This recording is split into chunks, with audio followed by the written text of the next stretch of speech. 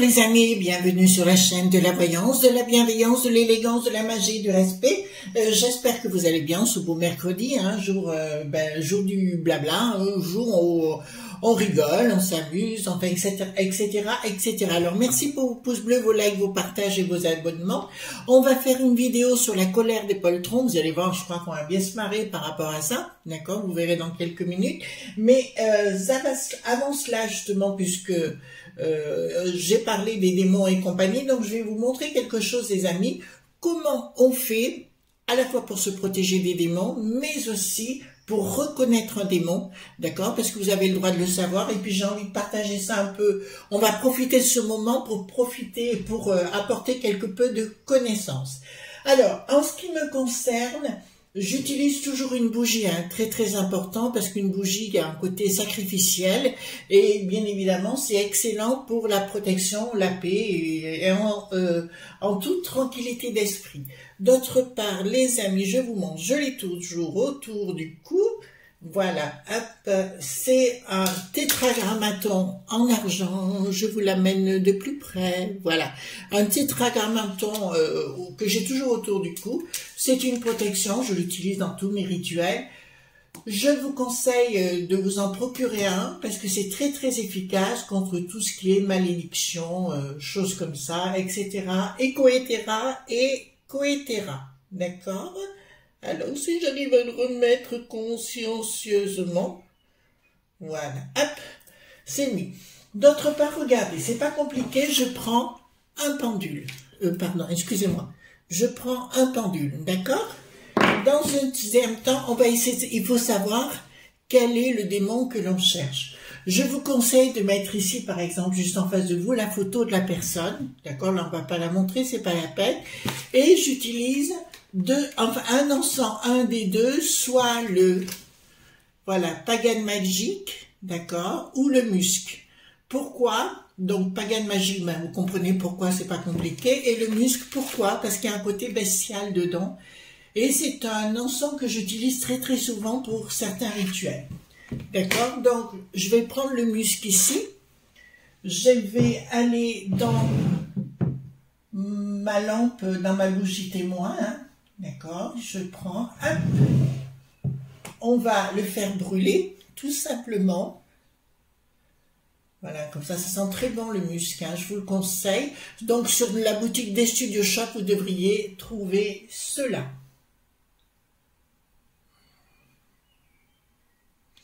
Voilà, voilà, et je le mets ici dans mon petit récipient fait pour cela. Je le laisse brûler. Alors en parallèle, regardez ce que je vais faire. J'ai mes cartes qui sont ici que je vais mettre là. C'est un jeu de 32 cartes, le jeu n'a pas d'importance. Je vais prendre ce livre que vous ne connaissez peut-être pas pour beaucoup, ça s'appelle Le Prince de ce monde. Donc c'est précis de démonologie occidentale et dictionnaire des démons. D'accord? Aux élections, au jour dans. C'est un vieux livre que j'ai personnellement. Et à l'intérieur, on retrouve tous les démons et leur signification, bien évidemment, que ce soit magique et compagnie, ce qui va vous permettre de découvrir quel démon, quelle entité a envahi la personne. Alors, comment reconnaître que quelqu'un est envoûté? C'est sitôt alors moi c'est vrai qu'au téléphone c'est beaucoup plus simple pour moi parce que je vois beaucoup de choses ou à travers des vidéos, dans le regard de la personne ou la façon de respirer. Une personne qui est toujours dans la négativité, qui est toujours dans l'excessivité, la méchanceté, toujours dans la critique, toujours, vous voyez ce que je veux dire, toujours dans ce sens-là très négatif, est forcément envahi d'un ou plusieurs démons. Une personne qui vrille. Alors, qu'est-ce que le terme vriller, j'ai beaucoup aimé, c'est une de nos amies qui m'a expliqué ça.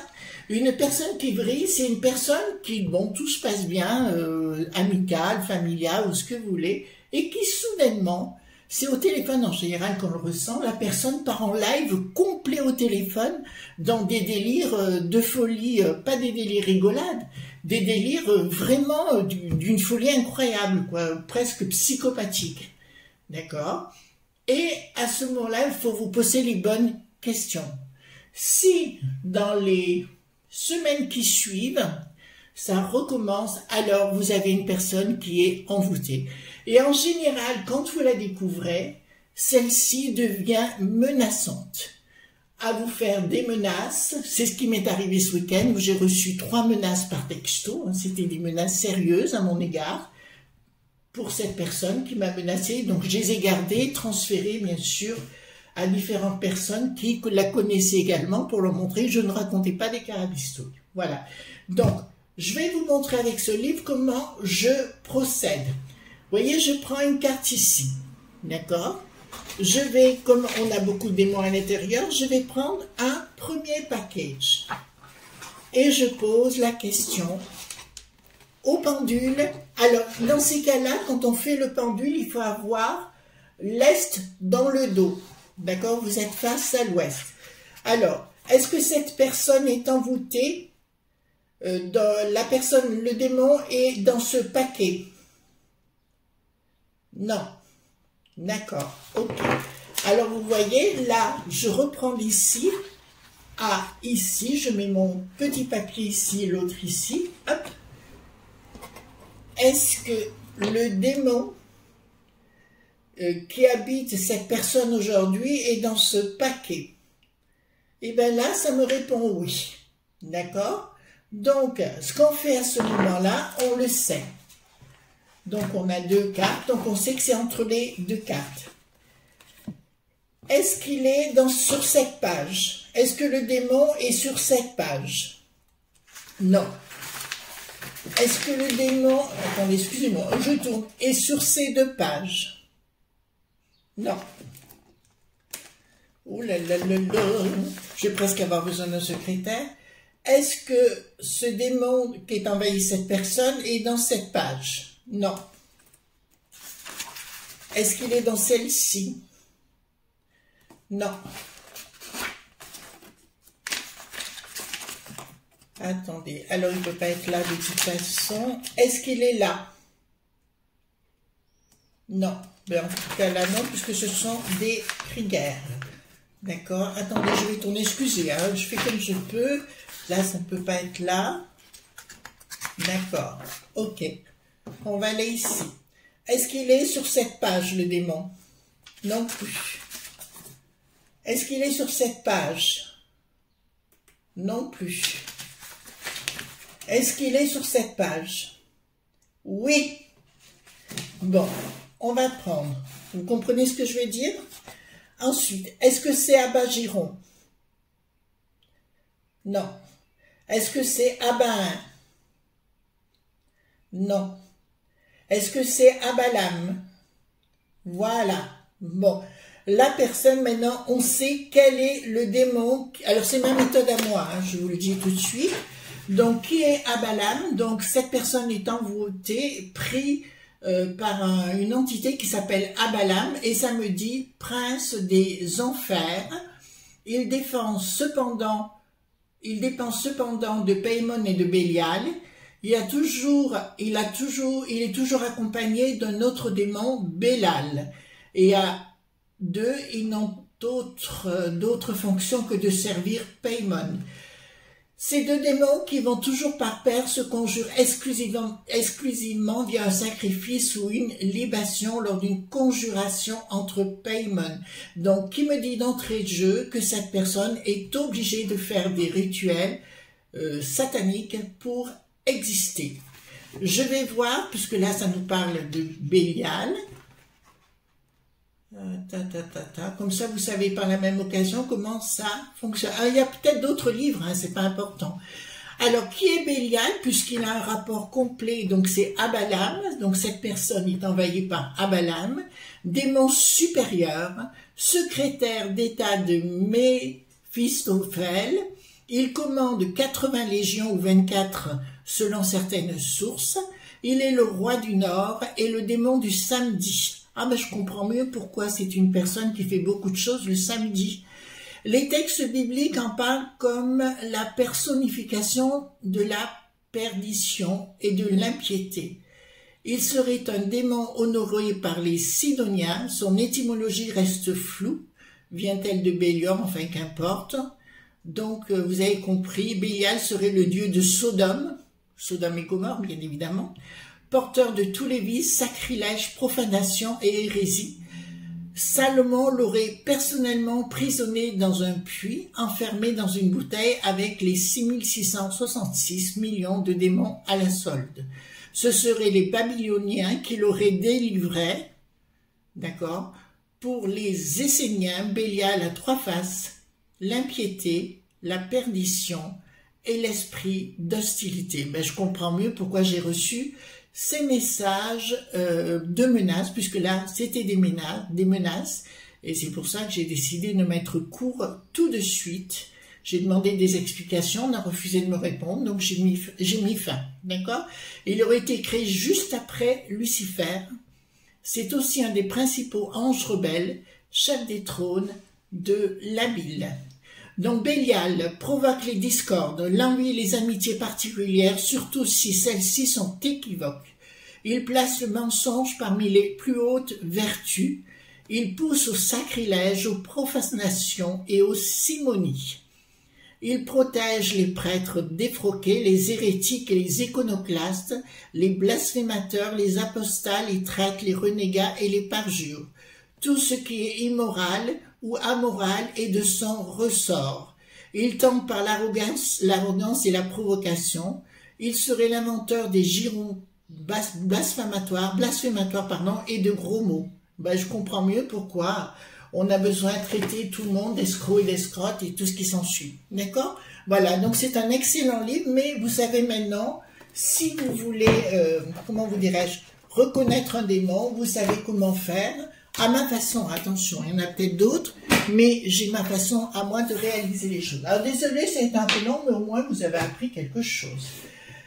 Alors, allons-y gaiement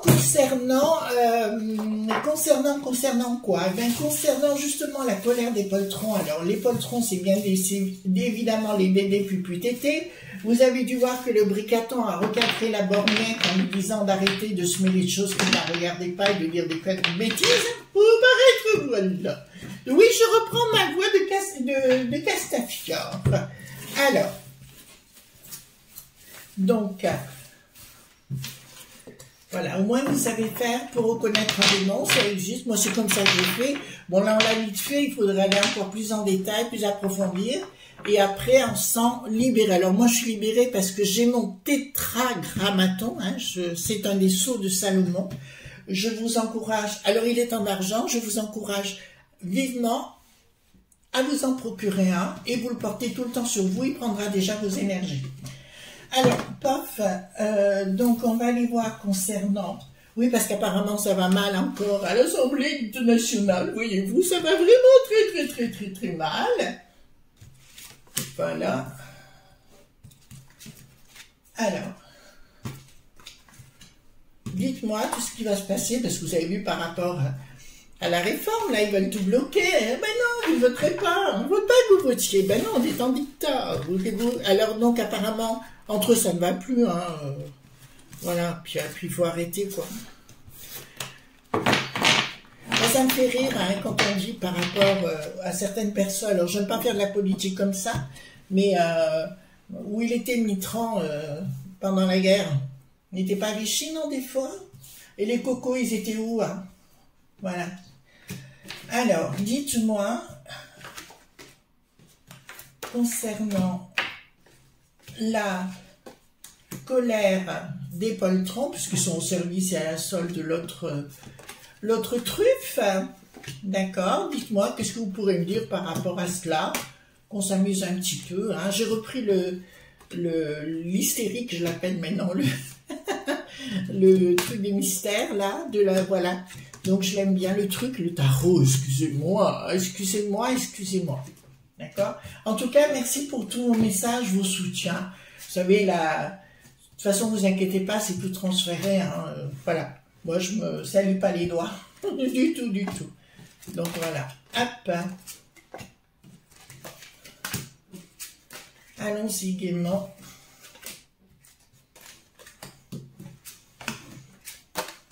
Allons-y. Alors, j'espère que vous avez passé une bonne journée. Alors, moi, mon jardin, c'est top. Hein. J'ai travaillé toute la journée. J'ai vraiment travaillé, mais dans mon jardin. Oh, je m'étais mis à l'ombre. Qu'est-ce que j'étais bien. Ça fait du bien. Alors, nous avons... Oula, oula. C'est l'entrée aux enfers. Enfin, il continue puisque je vous avais annoncé que dès le printemps, c'était une période où ça allait être pire que compliqué. Mais si vous voulez les ratatiner, les poltrons, les Dédé Puputété et toute la clique, si vous voulez, se sentent très très mal par rapport à cette situation donnée.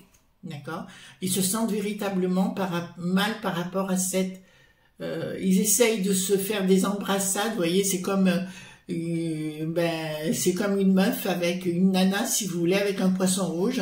Ils s'entendent de la même façon. Ils sont tous là en train de lécher les pods poudrés pour avoir un nouveau poste, puisqu'on va rentrer dans une phase où nous aurons une seconde vague de sinistrose. Rien ne va plus, hein. Ils sont en train de se taper même au niveau des L qui n'ont plus de R.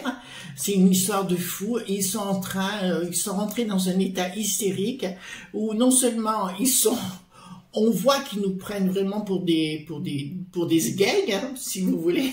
Voilà. On le voit, mais en plus, si vous voulez, ils ont l'arrogance de dire, ok, c'est vrai, etc. On vous prend pour des truffes. Et alors? Voilà. Donc ça, c'est absolument fabuleux. Pour ceux qui n'avaient pas envie de voter, ben, c'est pas le moyen pour les faire voter. Enfin, quoique, vous savez ce que j'en pense sur le sujet. Donc, c'est comme s'il y avait une nouvelle rentrée des classes. Ben, alors, remarquez, si ça change de premier sinistrose, forcément, il y aura une autre rentrée des classes, mais ça ne marchera pas mieux, hein. Je peux vous le dire, ça ne marchera pas mieux que ça. Entre eux, ce sera celui qui aura pu... Ah, apparemment, il y a une bataille qui est engagée au niveau de la sinistrose de la justice. D'accord? Apparemment, il y a quelque chose d'engagé par rapport à cela. On essaye de garder l'autre bébé éprouvette, vous savez, l'Éric, le boulet pathétique. Mais apparemment, en coulisses, est en train de taper dur. De toute façon, Éric le boulet pathétique reprend son métier... qui était avocat d'affaires ou avocat d'autre chose, je vous dirais, ça sera un petit peu compliqué pour lui, ou alors il vivra de ses royalties en protégeant d'une main tout à fait remarquable toute la map.fi.a. Pardon, excusez-moi, je restais le A dans la gorge, voyez-vous. Donc là, c'est vraiment le bal des éprouvettes, hein, excusez-moi, les balles des choupettes, à celui qui aura la langue la plus pendue. Donc, dans la Renée qui n'a plus de sens, ou le René qui n'a plus de sens, je vous dirais qu'ils sont en train, ça ne va plus, ils ne croient plus du tout Bricaton. La borgnette, elle va s'en coller une, ils vont lui en coller une d'ici peu. Ça m'a l'air véritablement la chose. Enfin, elle est lâchée de toutes parts, hein, de toute façon. Pourquoi ça me parle de ça ? Pourquoi les familles... Ah, d'accord. Oh, les amis, pas mal du tout, hein. Là, ça me dit clairement que tous leurs projets machiavéliques, les uns des autres, de toute façon, ils veulent le mettre en place, ils veulent aller dans la même direction. Voyez-vous ce que je veux dire, dans la même direction, mais apparemment, ça ne marche pas. C'est-à-dire que leur stratagème de tout... Pour ça, des fois, je vous annonce des trucs, voilà ce qu'ils veulent faire, mais ça ne veut pas dire que ça se passera en finalité. D'accord? On peut aussi dire quelquefois, ça peut dépendre que de nous, voyez-vous les amis. On peut dire cela. D'accord? Ensuite,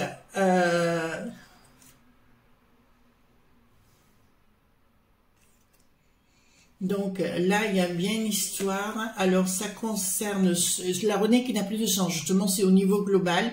Ils sont enfermés dans une case. À mon avis, il y en a qui veulent s'évader, ils ne savent pas comment faire. Oui, ils sont enfermés dans un truc. C'est comme une secte.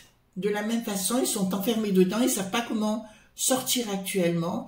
Et là, on sent quelqu'un qui tire les ficelles, la magouillette.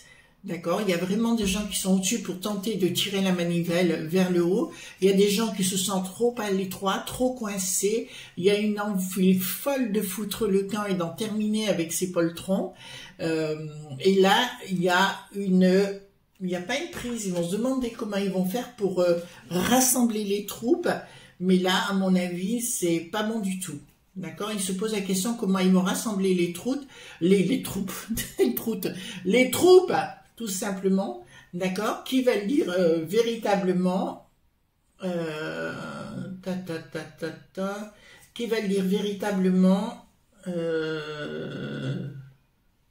Ouais, là, ils se posent vraiment des questions, comment ils vont sortir du caca nerveux. Voyez-vous ce que je veux dire? Au fait, pour les enfants, vous trouverez à la boutique des Studio Shop. Hein, vous allez dans la barre de description qui est juste en dessous. Vous avez le lien pour des Studio Shop. Voilà, puis vous essayez de trouver. Ils ont plein de choses extra aussi. D'accord?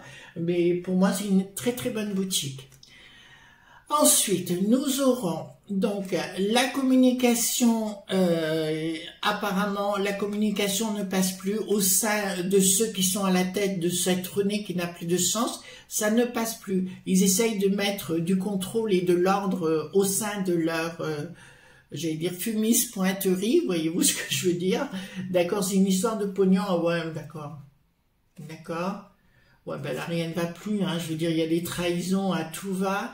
Et puis, il y en a maintenant, alors, là, peut-être que ça va devenir aussi intéressant pour nous, parce que je vous dirais, c'est comme s'il y en a qui libéraient le morceau, voyez-vous, qui commençaient à parler par rapport à ce qu'ils savent, parce qu'ils n'auront pas eu la place qu'on leur a promis et compagnie. D'accord? Ils veulent tous être premiers sinistroses. Et là, à mon avis, ça va chauffer les gamelles sur le sujet. D'accord? De toute façon, n'oubliez pas que ce soit Gabriel à la gauche, le caviar, le Gérald ou les autres, ça raconte que des carabistous, bien évidemment, pour calmer la population et pour faire ce qu'ils désirent par derrière. Ben voilà, on va pas changer les choses, hein? On ne va pas changer les choses. Donc, au niveau de quoi? Très mauvaise communication entre eux. Il y a une histoire de pognon. J'allais dire une histoire de caisse à savon. En fait, une caisse avec du pognon.